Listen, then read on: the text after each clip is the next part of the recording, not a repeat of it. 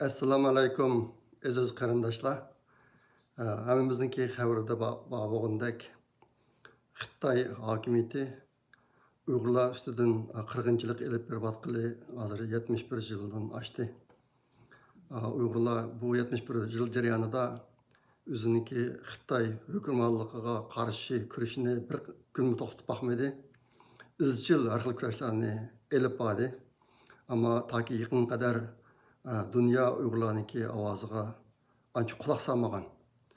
Yaqinda shu yaqinqi 3-4 yilniki mobaynida vatandagi zulmning haddidan ziyoda vahshiylashishi va Dünya Uyg'ur qurultiyi qatorliq chet eldagi ko'plagan qarindoshlarniki kecha kunduz tirishchilik ko'rsatishi natijasida yaqinda Angliyada Uyg'ur sud kollegiyasi qurilib Xitoy hokimiyati ustidan bir sud hukmi chiqarish ishi boshlandi.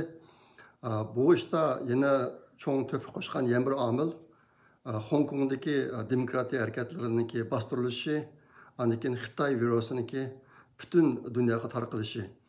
Bu mu turklik rol o'ynaydi bu ishki omilmi?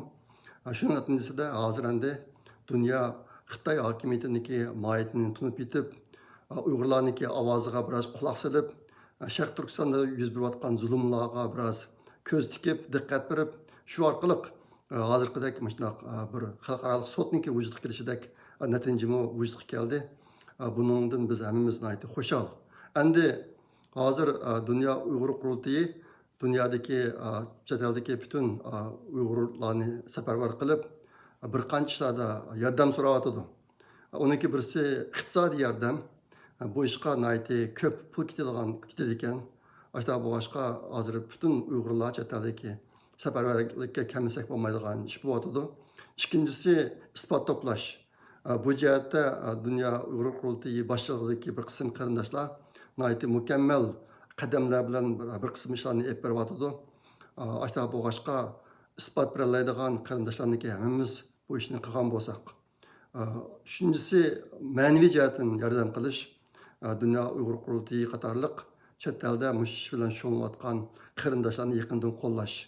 Men mush munosabat bilan chet eldagi qarindoshlarni mush uch jihatlarda yaqindan hamkorlashib, qo'ldan kelishicha bu ishga bir otlanib biqishini tavsiya qilaman. Hozir endi Uyg'ur millati intayin bir halqiliq paytga keldik biz. Biz bir bo'lsa qutulamiz hozirgi zulmdan, erkinlik chiqamiz. Bir bo'lsa bizningki beshimizga kelgan ziyon bo'lgan sari eg'ilishmoqda. Xitoy hokimiyati Uyg'urlar ustidan yurgizayotgan yo'qotish xarakterlik siyosatini hech qanday bo'shashtig'ini yo'q, o'zgartgani yo'q. Ular asli planni aynan ijro qilyotdi. Hozir endi chet eldagi Uyg'urlarniki hammamiz qo'limizdan keladigan hamma tirishchiliklarni ko'rsatadigan bir payt keldi. Agar ashtoq qilmasak, bizimki beshimizga keladigan ziyon texmi ig'ir bo'lib ketadi.